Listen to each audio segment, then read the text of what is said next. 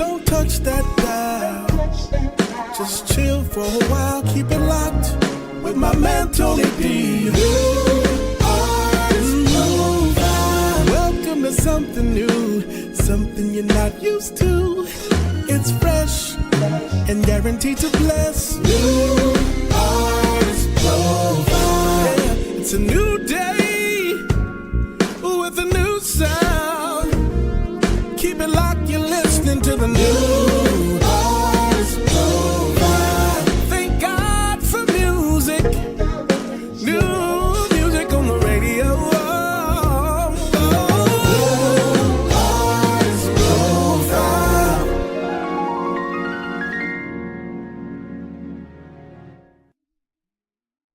Truly unique, I am somebody. You were created on purpose for a purpose. Walk in it.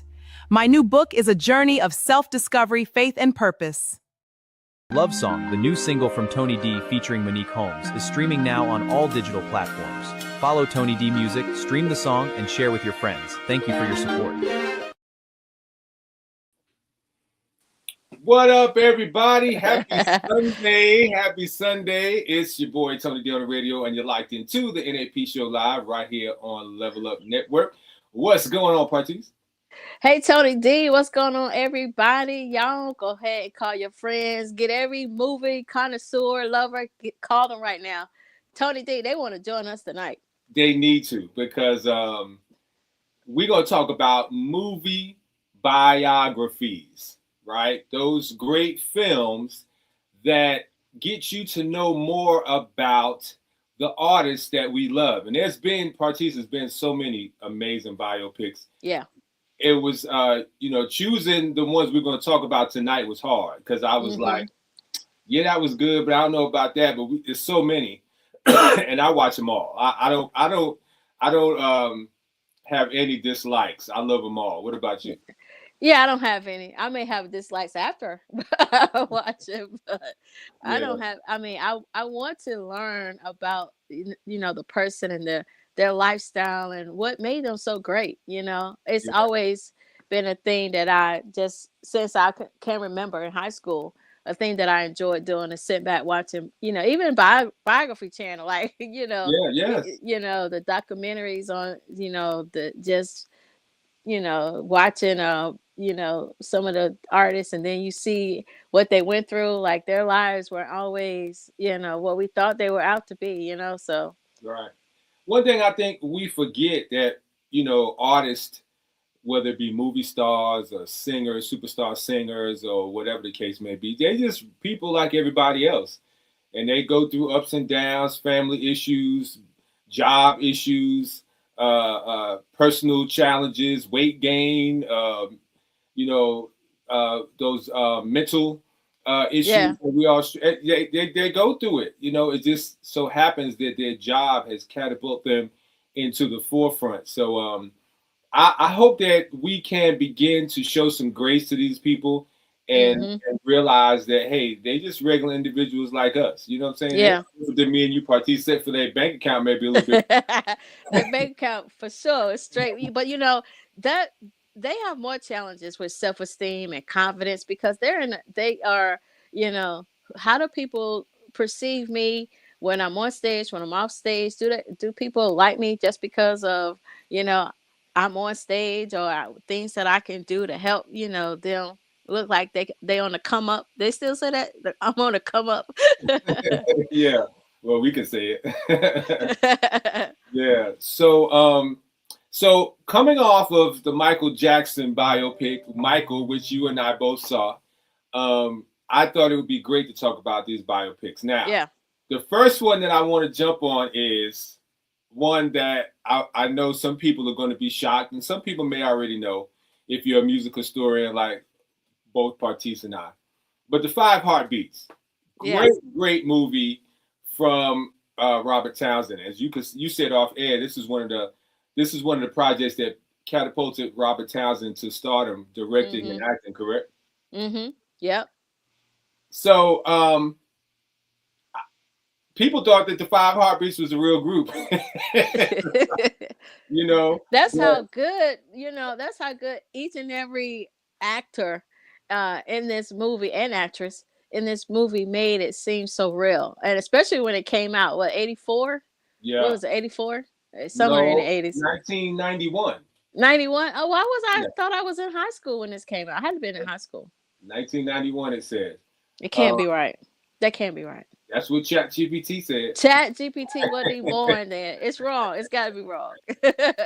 So we have Robert Townsend. He played Donald Duck Matthews, who was the songwriter and the keyboard player, and he was passionate about his music, pushing people off the keyboard when they wasn't getting it right. Yeah. We got actor Michael Wright, who played Eddie Kane Jr. Yeah. Eddie Kane. You got Leon Robinson. Leon Robinson played J.T. Matthews, who's Duck's brother. You got Harry Lennox, who played Dresser. That's the light-skinned gentleman with the green shirt you see on your screen. And you had Tico Wells, who played Choir Boy. He was the one that backslid from the church. He was out singing. He got out there and got wild. He got wild. Yeah, he got wild. And then you got Flash. You got Joe Kennedy played Flash Turner. But Harold Nicholson played Sarge Johnson. But who was the guy who said my office hours? All I know, that was Big Red. I don't know his Big real Red. name. Big Red. Let me see. They don't have him on that what? Yeah, Big Red said my office hours are from 9 to 5. One of the most iconic lines from the movie. So and Diane Carroll, I can't forget, she was in. Yep, she played the manager's wife. Sure did. She really did. So 5 Heartbeats, man, great movie, great soundtrack. And that was actually the group, the Dells, from had fame in the 50s, 60s, and 70s. They were the ones who did the soundtracks. They did, but after 7, actually did Nights Like This, I Wish That Raindrops Would Fall.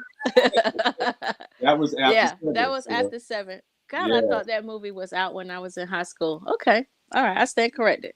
Yeah, so 5 Heartbeats. So, ladies and gentlemen, the 5 Heartbeats. You won't go see any music videos. You won't be able to download any music from Apple because they were not a group, although they did very, very well. So I wish I still had my cassette player with all the 5 Heartbeat songs on it. Yeah, man, I loved it. Great soundtrack, great movie. I still watch it. I watch it like I never watched it before. I get all emotional when they break up. And the church scene when she slap him when he walk in there, slap Big Red. Yeah, I'm always ready for that scene. Anything you need, call me. He walked there like, oh man. Yeah, when he know he ran that man over. Yeah, I tell you. So was this loosely based off of the Temptations? Do you think? I would probably say it was probably based off a lot of different groups. Knowing Robert Townsend with his creative genius and just his creative juices flowing, I think each character probably came from one of the groups. And I know for sure Eddie Kane probably came from Temptation. Yes. Yeah, you know, if I don't know Choir Boy, what group he probably came from, someone from the Dells. Yeah. But yeah, I think he probably based each character off a member from one of those groups. What do you think?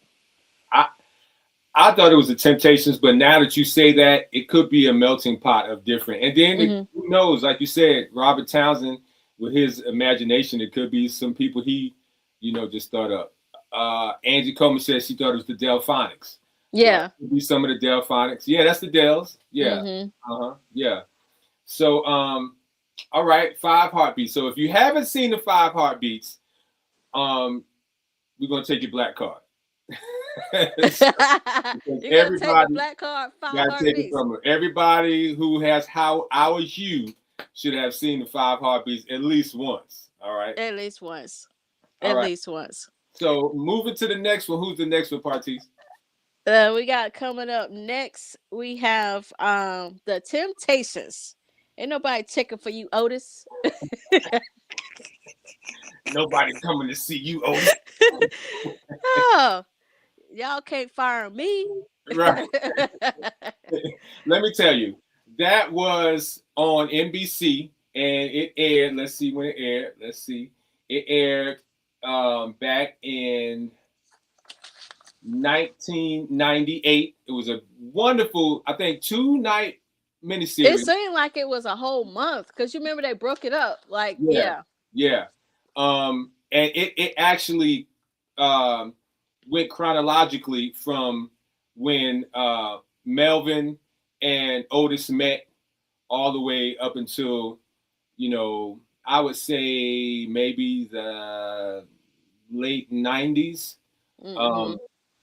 But Otis is still doing his thing. He is the last living member. And just think about the stories he could tell. Mm-hmm. Like, man, like I would love to just sit with him and just listen to him tell about. If he would tell them, I'm some of those he probably don't want to come out the box, but I'm sure on the bus trips, like I'm sure the movie didn't even do some of those bus trips justice. Oh yeah, some of the things that probably went on that tour bus. Oh yeah, I'm quite sure it was some stuff. And then but speaking of tour bus, there's a scene where they're on the bus and the some guys come by on a truck and shoot at them. Right. And Eddie starts running. They say, "Get back here! You ain't got no gun." Right. Yeah, what was he gonna do? It's like, but one of the things that really stood out for me about the movie was the times of not having the artist's picture on the album cover. Mm-hmm. So you had songs like My Girl, who you would think would have a picture of the Temptations on the front, but no, it had some other random picture. Yeah. And that was the thing because of segregation and Jim Crow and how things were in that era, even though, the masses loved that music, they didn't want to see an African-American face on the cover, mm-hmm. let alone have it laying on their coffee table. Yeah.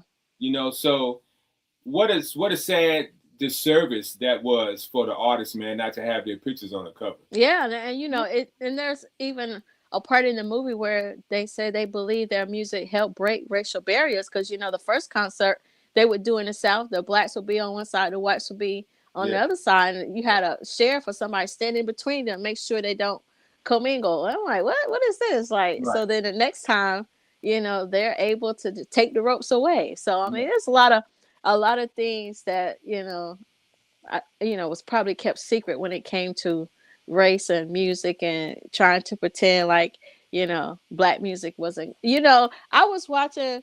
I was watching American Music Awards back in 84, 80. I can't remember when it was. Whenever they did We Are the World. Do you know they had a category called Black Music? Yes. Yes, they did. It was only two. It was Michael and Prince. Yes. Yes. I was watching if you get a chance to check out Netflix and watch the story about the American Music Awards. It's an amazing, not American Music, I'm sorry, We Are the World. We Are the World. Amazing documentary. But in that documentary, they said, yes, and now we're going to have music from the black category. Yeah. I was like, what? And I don't even remember. I mean, I'm sure I was watching it, but I don't even remember, that's how, distant it is to me when it came to that. How much we've changed too, Yeah, things were so accepted back then that would not be accepted today. Yeah. Yeah. But The Temptations, another great movie. I'm telling you, so many iconic moments. I tell you what really touched me was when Paul killed himself. Yeah. That was sad. And that it didn't happen like that. It was dramatized for the movie. He didn't leave that way, but it was just a touching moment, man, because these guys were iconic in what they created artistry to be. The Temptations were the innovators of New Edition, mm-hmm. Gladys Knight and the Pips, NSYNC. I mean, these guys were the ones who laid the foundation for the boy groups, men groups with the steps and dressing real fly. And, yeah. I mean, shout out to to Motown Records for doing artist development, man, because they're not doing artist development like that. Nah, they just look, give me your money and we're gonna do this. Another thing with the Temptations, you know, the beginning, they were Smokey and everybody was writing songs for them and they couldn't get a hit. You know, they would do focus groups. Would you buy this or a sandwich? You know, they would try to, and they didn't take off until they had the right combination. I'm not saying the first group wasn't the right combination. You know, one of his friends from high school kept quitting. Yeah. I can't remember what his name was. Was it Bone? I think his name was Bone or something. Yeah. But they didn't take off until that they sang New Year's Eve, and you know, David joined the group and Paul joined the group, and it was the right combination that was meant for the Temptations. And going back to your point with artist development, sometimes you're not going to take off until you get the right combination and to get the right people in your camp. So true. So true. Speaking of the guy that kept quitting, I forget his name. He's a great actor, but do you know he can really sing? Oh yeah, the milk truck. I know he was the guy with the milk truck, but I think it was Bone. I think his name was Bone. I can't remember. Let me see what. Yeah, ask your friend over there. Let me see if I got some notes over here, but I don't have it in front of me. Chaz Lamar Shepherd, Al Bryant. Yeah. So if you guys go to YouTube and put in the song by the West Angeles Church of God in Christ Choir, Lord Prepare Me. Yeah, Lord, I know that. Prepare me to be a sanctuary. That's him singing. Oh, wow. That is him on the lead, and that boy was blowing. Yeah, it was meant for him to sing gospel. He wasn't supposed to be hang around. He wasn't supposed to be hanging around David. The Lord prepared him a place. But man, that movie really is, if you look at it and get the stories out of it, you know, as well as enjoying the greatness of the movie. It's so many stories that you can learn as an artist to teach you what to do, what not to do, patience, you know, not being so puffed up, being humble, you know, how the enemy could come in and destroy something good. So many stories in that movie. So yeah, great movie. All right, Partice, we're gonna move on to the next one. Let's see who is the next one here. Jamaica Man. Yes, we're gonna go down to Jamaica Man. One Love. Let me tell you, I wasn't really into reggae music, Jamaican music, even though in Queens, New York, it was a bunch of Jamaicans. But and I was young when Bob Marley passed away from heart attack. But this biopic was it heart attack or cancer? Or was it both? Cancer, okay. You're right. This biopic was amazing. Shout out to Kingsley Ben Adir, who played Bob Marley. Like, there's some people who are so good at replicating real people till it seemed like, in my mind, when I think of the real Bob Marley, like when I think of David Ruffin, I don't think of David Ruffin, I think of Leon.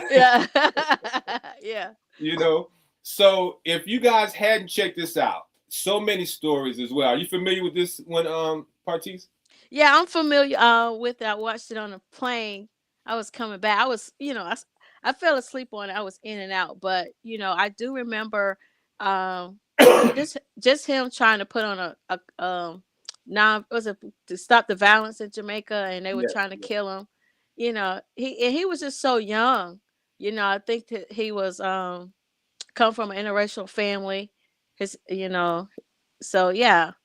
I remember bits and pieces of it. I like the message of it, of his life and how he, you know, didn't really give up. You know, he quit trying to bring Jamaica together. He left, but he didn't give up on singing. He still would go other places. And that's a testament to the scripture. You know, you can't do good in your hometown. Sometimes they have to appreciate you gone before people can appreciate who you are, you know, while you're away. And then he came. Thank God he did come back, because it did make a difference. Yeah. I didn't realize how volatile Jamaica was in that time. It was so much unrest. The government was so crooked. And they were really abusing the people. And then you had factions of the different Rastafari They were against one another because of, trying to find food, trying to work monies and everything like that. And you always got your cells that's going to be violent, Mm-hmm. They actually came in and tried to assassinate Bob Marley in the house, Mm-hmm. So, man, I'm telling you, but it's crazy to me, Partice, how some families, music is in their blood. Yeah. Yeah. And the Marley and his wife, Rita Marley, she came from music as well. Yeah, she was one of the backup singers. Yes, and she actually could have gone solo, but she stayed loyal to Bob, even though Bob, because kind of was out in them streets. Yeah, they say he got other kids. He got got some kids out there. I didn't want him to put his business in the street. They did it, but they say he got some kids. He got a lot of children. And I think one of his sons might have taken up. Yes. Behind him with all them kids. Yeah. They got some children out there. But it's like so many of them are amazing. Like they're gifted and talented. And he really Bob put reggae music on the platform. Like the very first song I remember from Bob Marley was "I Shot the Sheriff, but I didn't shoot that." Yeah. Now I didn't know what that song was about as a kid. Right. We were just singing it. Yeah. But now if you research it and you understand the context of the song and what was going on in that time, he wrote music that was relevant timeless. Yeah. to what was going on, and it just kind of overflowed to us. You know what I'm saying? Mm-hmm. That's what music should be like, and that's missing now in music. The consciousness and the social justice. The compassion. We're not talking about him, but Marvin Gaye was that type of writer and singer. I was just about to say that. Yeah.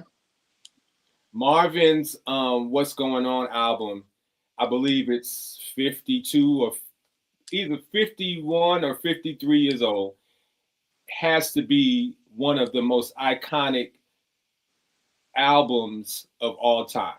Yeah. As far as talking about what was going on and what still is going on in society today. And there had to be room for God to come in and do some work in this. Mm-hmm. It's not gospel, we understand. So church folk like, but I remember Quincy Jones said as saying, my mentor, even though I never met him, he's my mentor. Quincy Jones said when he was working with Michael on the Off the Wall album, he said, you can have the great musicians come in and, but you got to leave room for God. You got to leave space for God to walk in the room. Mm-hmm. And I believe that's what happened with Marvin Gaye, because that What's Going On album was amazing. Mm-hmm. Yeah. And Al Green too. Have you seen Al? We're not talking about him, but I'll throw it in there. Al Green. Have you seen? He has one on Prime. A biopic? It's not a biopic. It's just him talking about his transition from R&B into gospel. It's just his life. Yeah. It's more like a documentary of his life change and preaching and stuff. Oh wow! After you wipe the grease got off. the grits. After them grits, he had to change the heart. That's what, bro. Ladies and gentlemen, if you're just tuning in, you're locked into the NAP show live. Partice and I are doing something a little bit different this week. Sometimes we talk about industry, we talk about how to help the artist. When we interview guests, we introduce you to new music. But I wanted to do something a little different this week, based on the excitement behind the biography movie Michael, which we'll talk about at the latter part of the show. And we are two music heads. Partice has her knowledge of music, I do too. So we just want to talk about some biography movies that if you have not checked out, you need to go check them out. We started off with The Five Heartbeats, which is not a biopic. It's a movie. So maybe movie. We should take that black card if they haven't seen The Temptations. Yes, they should. That too. Yeah, I'll give them. I won't take the black card on One Love, because a lot of people, not into reggae, but yeah. Right. What about Jamaican food? It took me a while to try to beef patties and all that. Well, see, in Queens, that's all I had: beef patties, oxtails. The chicken with the fish with the whole head. Oh wow. Yeah. So I was eating that as growing up. So and it was good. It's good. I love the cabbage. I don't know what they do to the cabbage, but yes. But you got to have the beef patty with the cocoa bread. If you don't have the cocoa bread, you ain't got it right. I never understood that concept. I'm gonna have to try it. I hear people talk about it all the time. Oh my goodness. Whew, jeez. Yes. Lord have mercy. All right, guys. We want to shout out. We want to thank Devanya. She's on a great recording artist herself. Of course, our regulars. And please share this live. We're having fun today. I know so many people I've seen on Facebook. People are posing in front of the Michael Jackson poster with their jackets on. Partice, she got on her toes. I got on my toes. Yeah, she did. I get my hee. So man, when I tell you that was a great movie, we're gonna talk about it at the end. But next we're gonna move to the Clark sisters. The Clark sisters, man. Yeah. A lot of people compare the Clark sisters' mom, Miss Clark, Moss Clark, to Joe Jackson. Yeah. Yeah. I don't know. I mean, I don't know if I would compare to Joe, but I think they pretty much had the same drive or the same vision for their kids. Definitely, they're a special breed. Miss Maddie Moss Clark. I think I forgot to say her first name. Miss Maddie Moss Clark. I think they're a special breed. Every now and then, you're gonna have those parents that's gonna push their kids because they see what's in them, the potential. Right. And she was one of those mothers. Like she loved each and every one of her kids separately and differently for who they were. Like she knew Dorinda's calling, she knew Karen's calling, she knew I don't know if she ever said Denise calling, but Denise in there as well. One of my favorite lines from the Clark sisters. I have so many favorite lines, but when she told Denise, "Are you gonna sing for the Lord or are you gonna lay down for the devil?" Yeah, I remember that one. So I mean, I've heard stories of people saying she would throw shoes at people in the choir stand, and I know in the movie they showed her making one of the ladies spit out the gum. Yeah. I think she just had some very high expectations and standards, and she knew that you could be great by trying to be average. So I remember those situations with the gum in the choir rehearsal back when I was a kid, sitting, while I was holding the bass and they teaching the parts, and people be like, my mother was the choir director. She'd be like, Naomi, I know you ain't got no gum. Yeah, my mama was that kind. She was like that. So yeah, it was just discipline that a lot of those groups back then had.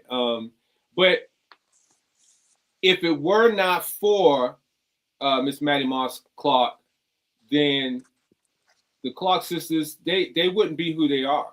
Yeah. So I always try to understand the receiver of the roughness, whatever thing it is, in sports or music, whatever, for the kids who's receiving the roughness, my heart goes out for them, because it's hard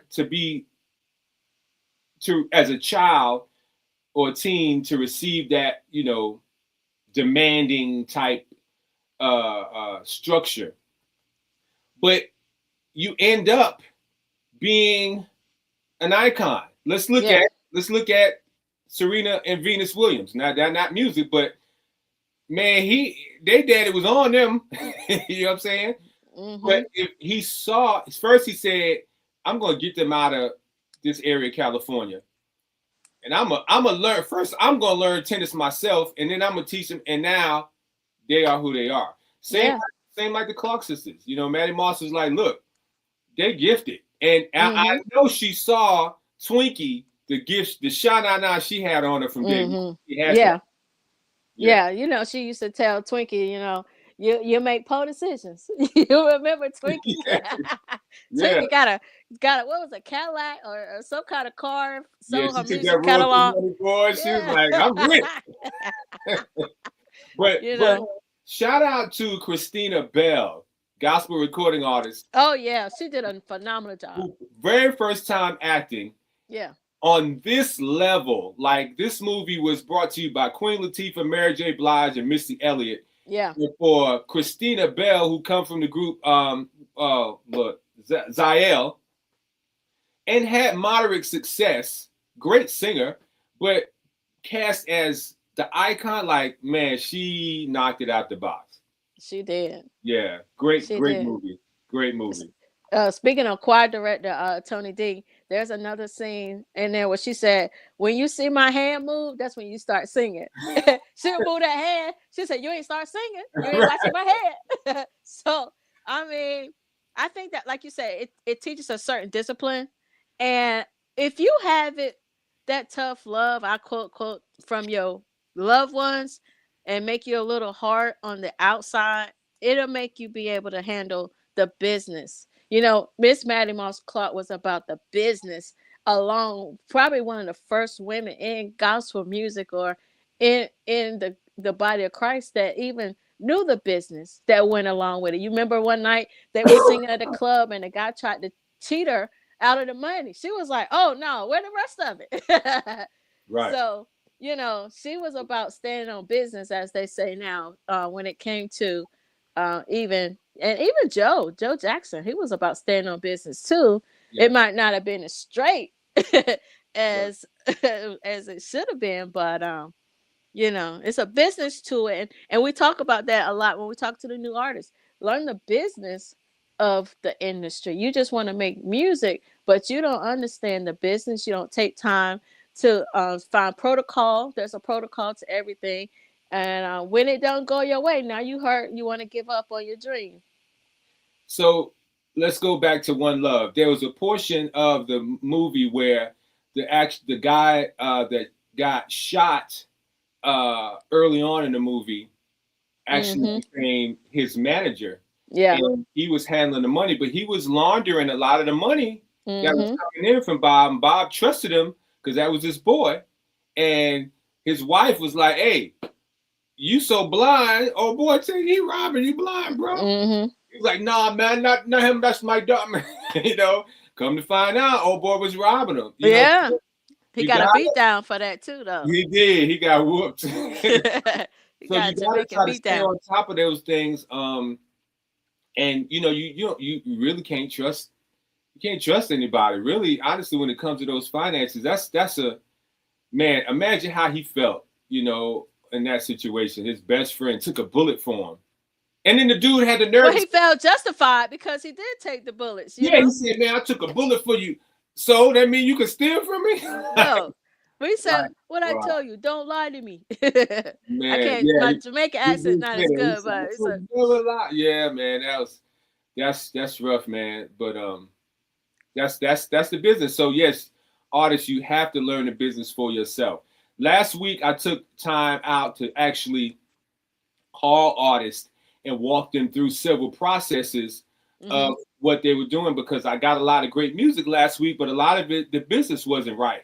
So I picked up the phone and I called these guys. And I called one of the ladies and said, hey, and when I tell you they were all so thankful, they was like, man, ain't nobody doing this. And I said, because this is my ministry. It's not just what I do. Yes, this is what I do for a living, but it's also part of my ministry. So you got to take the time out to teach the business. And that's artist development, which a lot of the labels don't do, like we talked about at the top of the show for Motown. Yeah, I think those focus groups, great point, Partice, when you said that.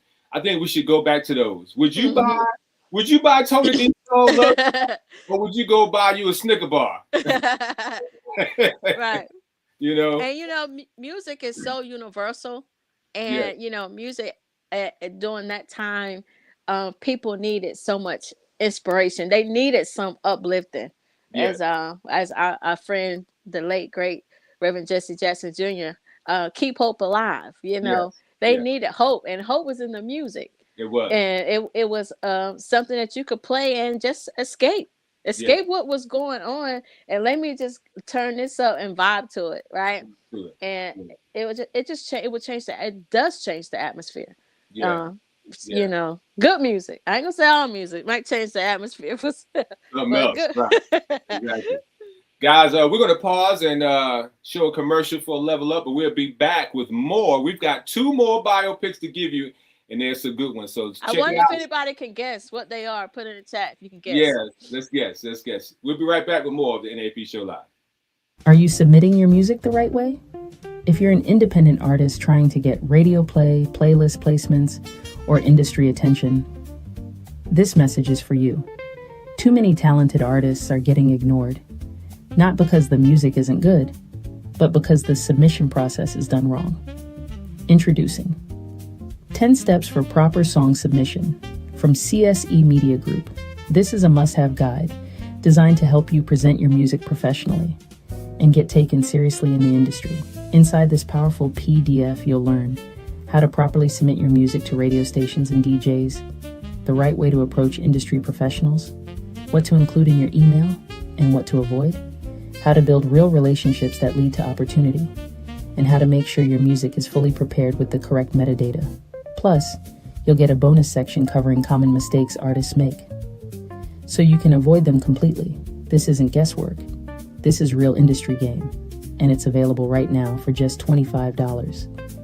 If you're serious about your music, it's time to level up how you present it. Don't just make music, present it professionally.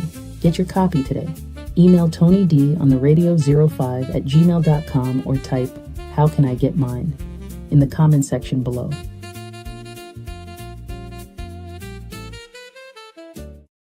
Level Up Nation Network is now seeking sponsors who want more than just advertising. We're creating meaningful brand partnerships. Level Up Nation offers businesses the opportunity to align with quality programming that informs, inspires, and uplifts. From culture and community to business, faith, and entertainment, our platform connects your brand with engaged viewers in a trusted media space. Sponsor Level Up Nation Network today, where purpose meets programming.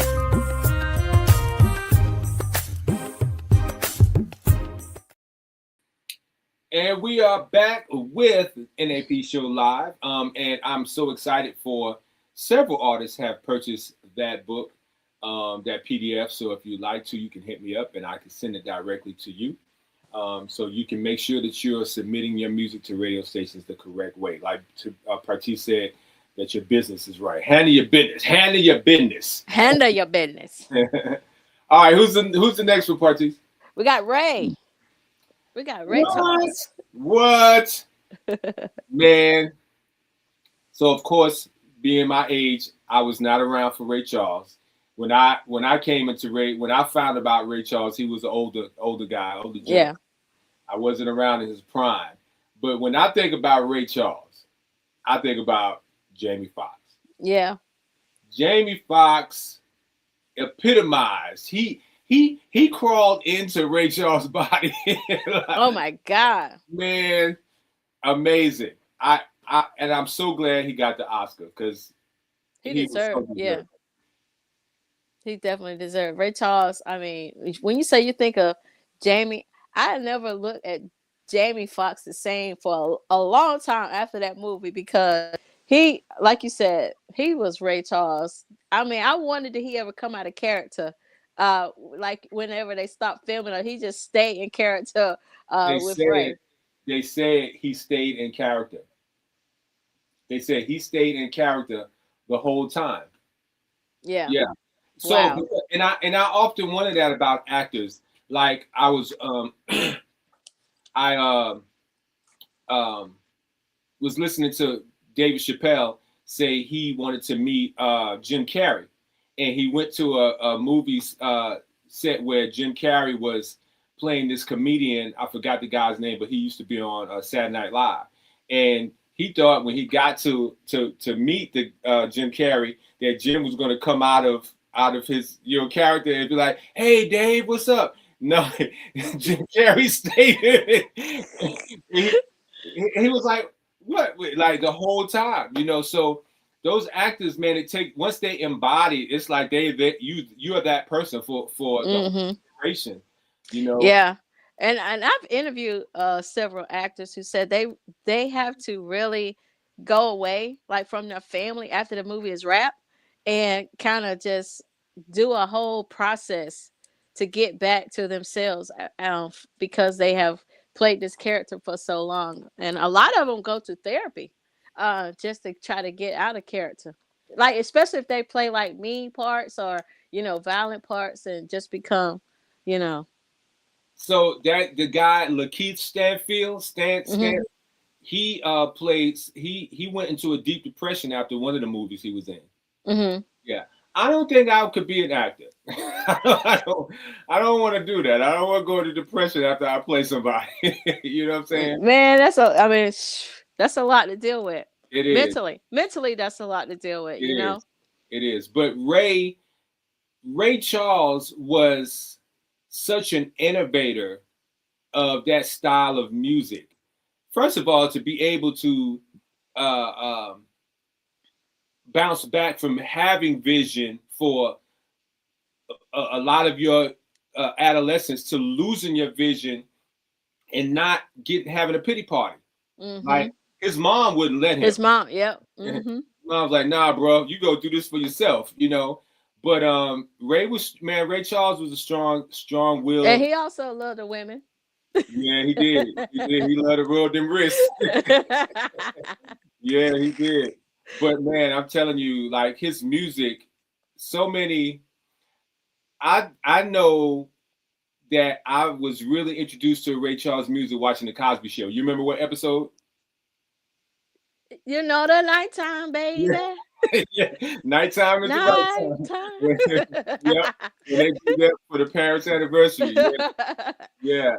And man, I gotta shout out Regina King too, because Regina King played Margie Hendricks, who was an amazing artist. Unfortunately, she passed away. I think she had some addictions that really kind of took her out. But man, Margie was bad. Like, she could sing. And that collaboration with a lot of them was amazing. But I love when in the studio he said, what you gonna call the group? He said, well, I think I'm gonna call you the Raylets. Ray. Man, so many iconic lines from that movie as well. Yeah, and going back to joining, and people are just joining, going back to We Are the World, that documentary on Netflix. Ray came in and started playing it in gospel on the keyboard, on the piano. Yes, he did. He did the gospel version of it. Sure did. So somebody just said that Al Pacino, he had a hard time after Al Pacino had the Devil's Advocate. Yeah, man. Like, I couldn't, man. Acting, couldn't do it. I'll stay on the radio. It's a hard time coming out of radio personality sometimes. You're right. But see, this is me all the time, so I'm cool. Yeah. I'm always Tony D. But what's up, Bertrand McKinney? Congratulations on your Stellar Award consideration. Great honor for a Christian hip hop artist, man. So proud of you. So what stands out for you about Ray, Partice?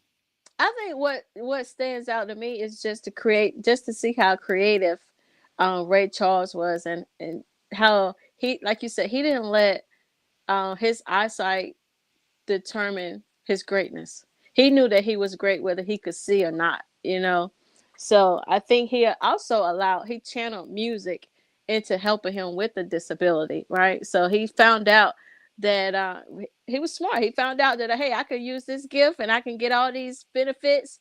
Who needs to see? I'll figure this out later. Right. And I think one of the things that stuck with me from the movie is when, because Quincy told him, he said, I'm not going to the South anymore, man. I'm not going to the Jim Crow South. I'm going other places. He said, Ray, you need to. He said, man, I'm going down to the South, man. That's where my people at.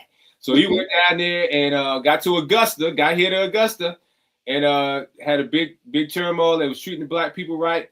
And Ray said, "I'm not performing," and they was like, "You'll never perform here again." He said, "That's fine," and he didn't come to after doing Georgia on My Mind song. Mm-hmm. Mm-hmm. You know? But of course, they had rescinded that before he passed, and he was welcomed back. But you know, he stood up for what he felt was right. Like, yo, yeah, you gonna let me sing, but you don't want my people to come in here? So no, I ain't coming.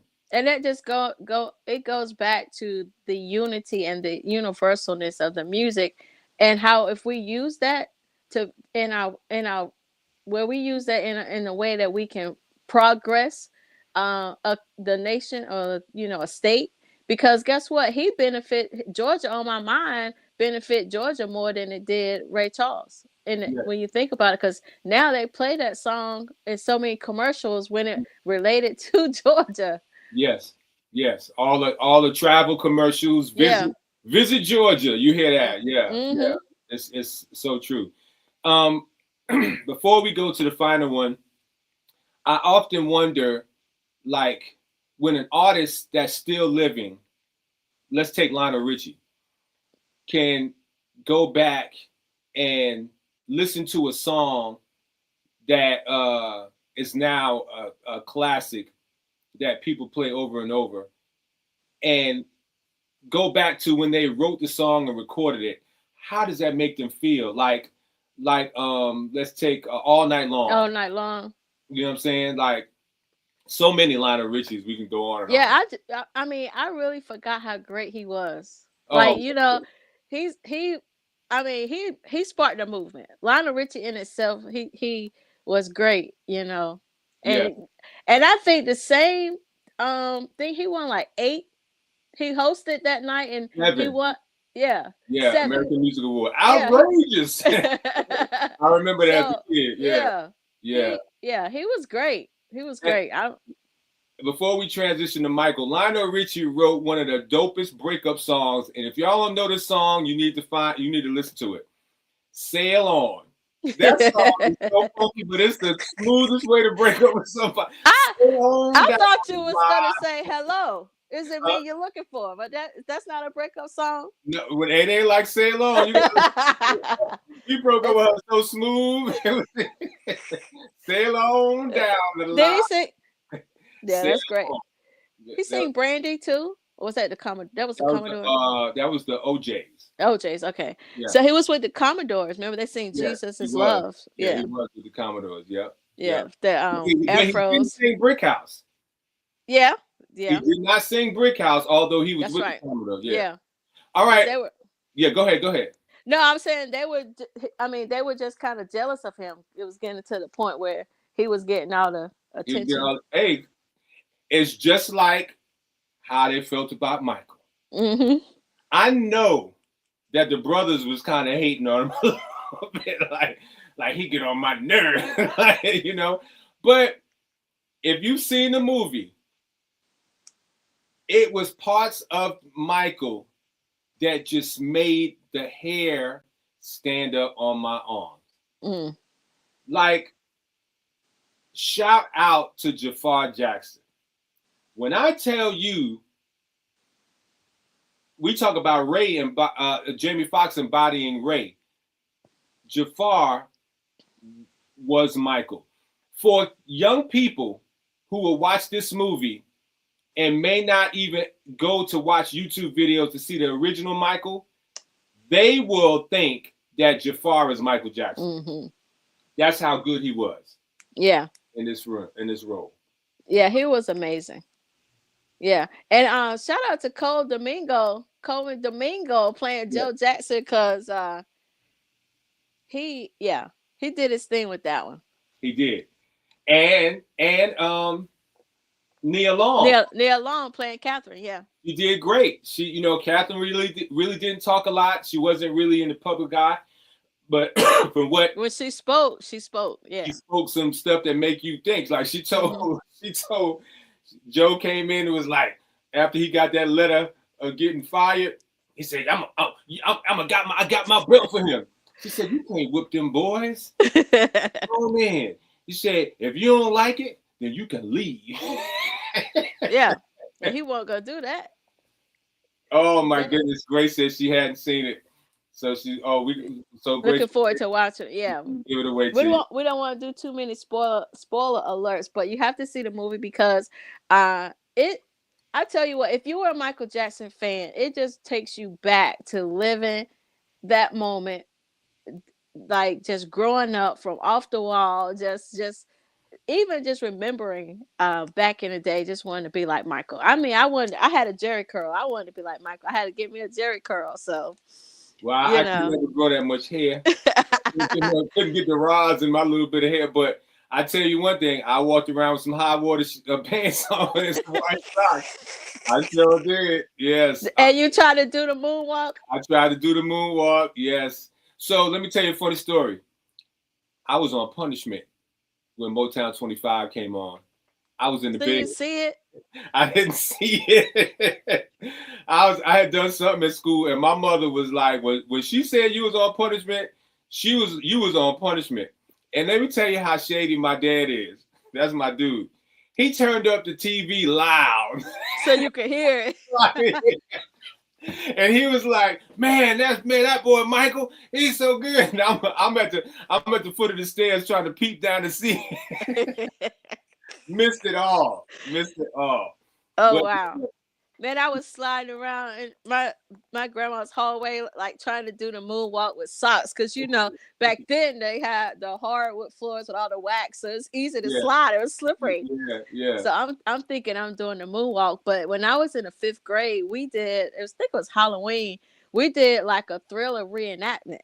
Like we was dressed up like mummies, and we learned a little bit of the dance routine. So I mean, those are when I was watching it, I had forgot about that. Like those are the memories that came up while I was watching Michael, just being able to reminisce of the music and the influence that each and every album that Michael Jackson made.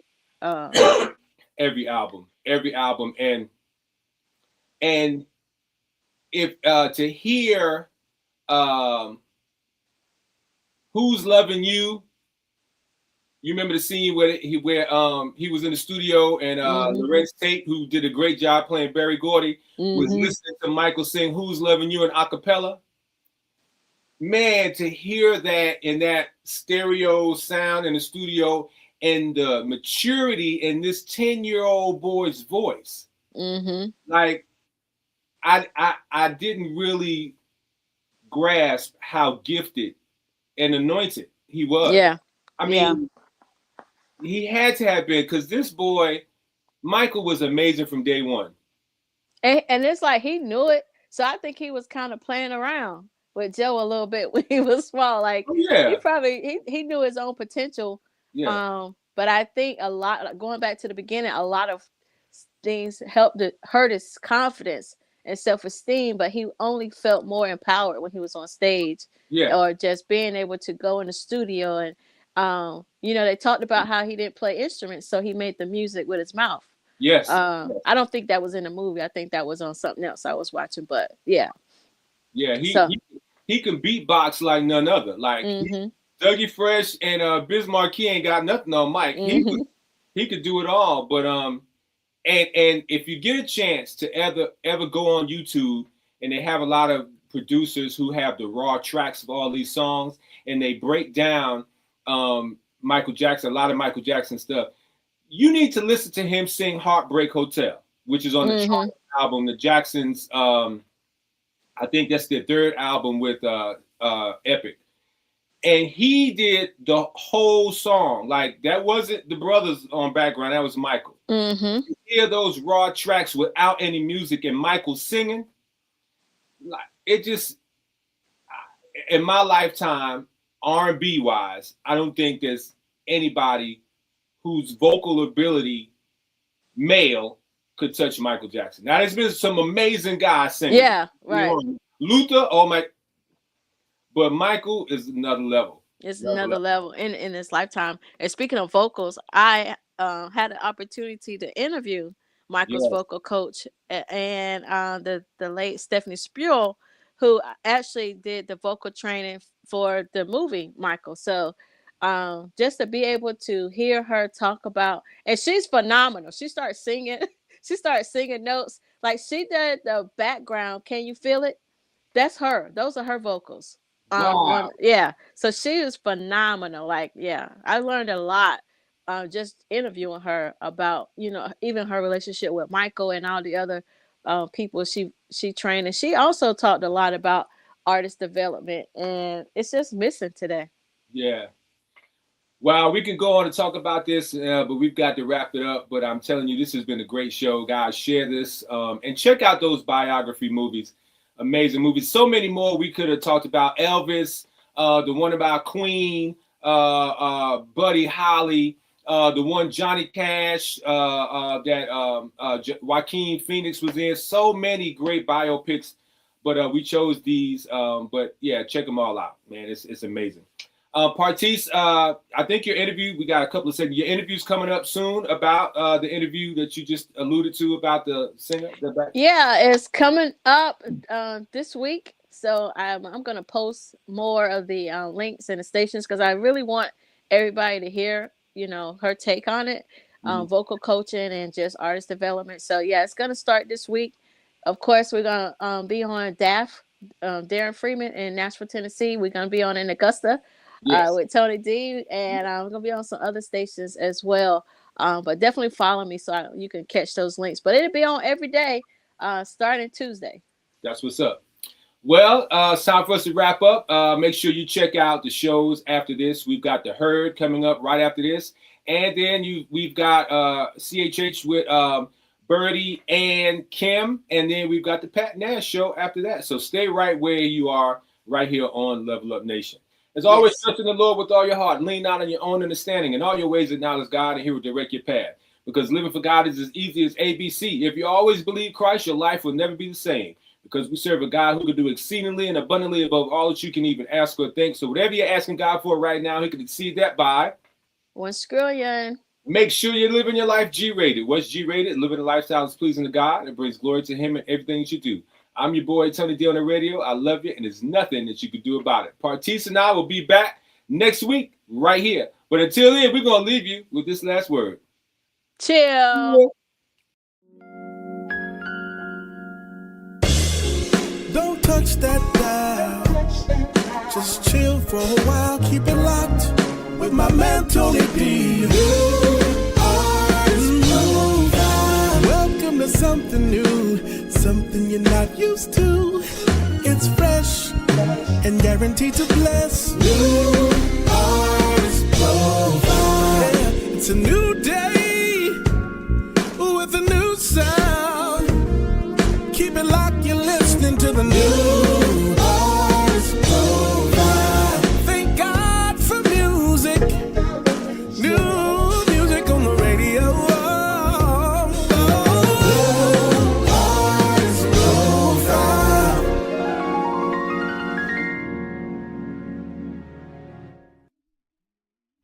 What's going on, you guys? Adrian Constanary Jr. here, and I'm here to talk to you about a brand new show that we're bringing to Level Up Nation called The Herd. He earns respect daily. This is an all-men's talk show where we'll be making a lot of different topics come to light, and where all excuses will get checked at the door, but also where brotherhood will be pushed. So we'll have a lot of different things. Make sure you guys tune in, join in with the comments, and give us a couple different things. Feed into this conversation. But we're looking forward to talking with you every Sunday. Make sure you tune in with Level Up Nation. I'm Adrian Constanary, one of the co-hosts for The Herd, ready to talk with you. Now rocking with the CHH, so tune in to the CHH. Yeah, this is the theme song, not an interlude. CHH with Kim and Birdie, I hope you're in the mood. For a special guest in the interview, supporting the kingdom, and we continue to bring it to you non-stop. Yo, the show's a pop. Sunday night, 7 Central, we all in the spot. Facebook, Instagram, YouTube, keep it locked. We Level Up Nation, we rising to the top. Yo, it's a Holy Ghost party, get your groove on. The KB double player, keep your move on. You can make the convertible if you groove strong. Come on and get your praise on for about an hour long. Shout out to Kim, yo, this is our song. You can check the time zone, the show's coming on. Tell your friends to tune in, we won't steer you wrong. CHH with Kim and Birdie, tap in and cheer along. You're now rocking with the CHH, so tune in to the CHH. Hello, everyone. This is Pat Nash of Pat Nash Talks. I'm here every single Sunday, 8 p.m. Central Time, 9 p.m. Eastern, and you can find us right here on Level Up Nation.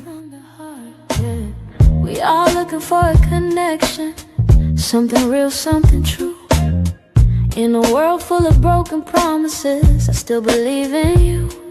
Every problem, every answer, got a face, got a name. This your boy Tony D, and I'm about to throw you back to the 90s. Yeah!